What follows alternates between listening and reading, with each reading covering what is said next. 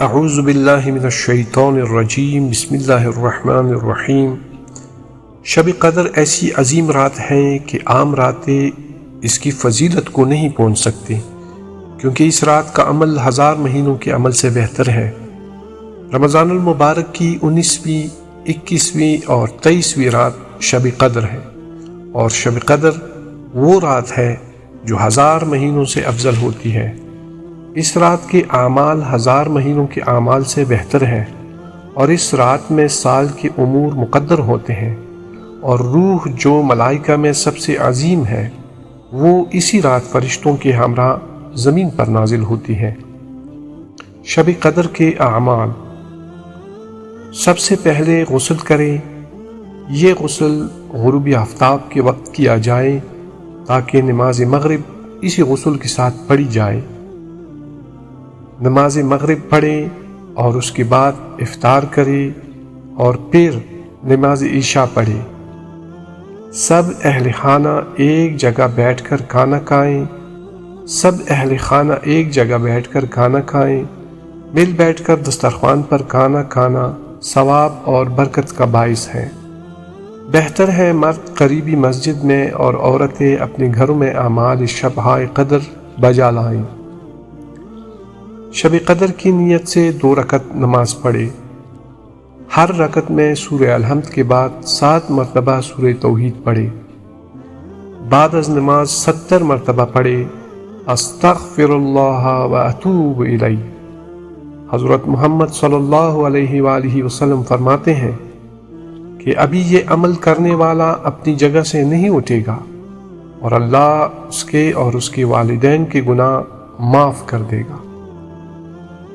قرآن پاک کھول کر اپنے سامنے رکھے اور کہیں، اے معبود، بے شک سوال کرتا ہوں بواسطہ تیری نازل کردہ کتاب کے اور جو کچھ اس میں ہے، اور اس میں تیرا بزرگ تر نام ہے اور تیرے دیگر اچھے اچھے نام بھی ہے، اور وہ جو خوف و امید دلاتا ہے۔ سوالی ہوں کہ مجھے ان میں قرار دے جن کو تو نے آگ سے آزاد کر دیا، اس کے بعد جو حاجت چاہے طلب کرے۔ مولا امام جعفر صادق علیہ السلام فرماتے ہیں، قرآن پاک اپنے سر پر رکھیں، بہتر ہے کھول کر اپنے سر پر رکھیں اور کہیں، اے معبود، بواسطہ اس قرآن کے اور بواسطہ اس کے جسے تو نے اس کے ساتھ بھیجا، اور بواسطہ ان مومنین کے جن کی تو نے اس میں مدح کی ہے، اور ان پر تیرے حق کا واسطہ، پس کوئی نہیں جانتا تیرے حق کو تجھ سے بڑھ کر۔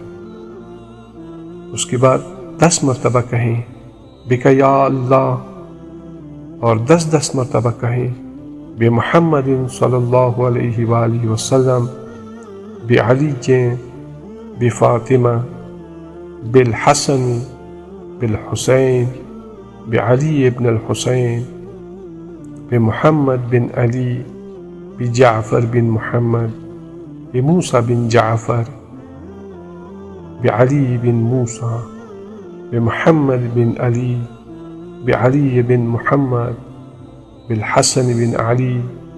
پھر کھڑے ہو کر 10 مرتبہ کہیں یا حجت القائم علیہ السلام۔ اس کے بعد اللہ تعالیٰ سے اپنی حاجت طلب کرے۔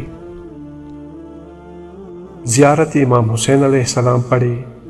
بعد از زیارت 2 رکعت نماز زیارت امام حسین مثل صبح کی نماز کی طرح پڑھے اور دعا مانگے۔ روایت میں ہے کہ 7ویں آسمان پر عرش کے نزدیک ایک منادی ندا دیتا ہے کہ اللہ تعالیٰ نے ہر اس شخص کے گناہ معاف کر دیے جو زیارت امام حسین علیہ السلام کے لیے آیا ہے۔ 100 مرتبہ امام علی علیہ السلام کے قاتلین پر لعنت کرے، یا جتنی زیادہ ہو سکے، اللہم لعن قتلت امیر المؤمنین۔ 100 مرتبہ استغفار پڑھے، استغفر اللہ ربی واتوب الیہ۔ 100 رکعت نماز پڑھے، 2 رکعت کر کے پڑھنی ہے مثل صبح کی نماز کے۔ بہتر ہے کہ اپنی 6 دن کی قضا نمازیں پڑھے، دعائے جوشنی کبیر پڑھے، شب بیداری کرے۔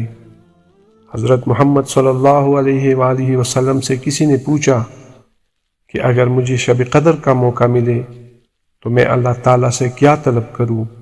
آپ صلی اللہ علیہ وآلہ وسلم نے فرمایا کہ اللہ تعالیٰ سے صحت و عافیت مانگو، نیز اپنے اور اپنے والدین، اقرباء اور زندہ و مردہ مؤمنوں کے دنیا و آخرت کے مطالب کے لیے دعا مانگے۔ اللہم صلی علی محمد و آل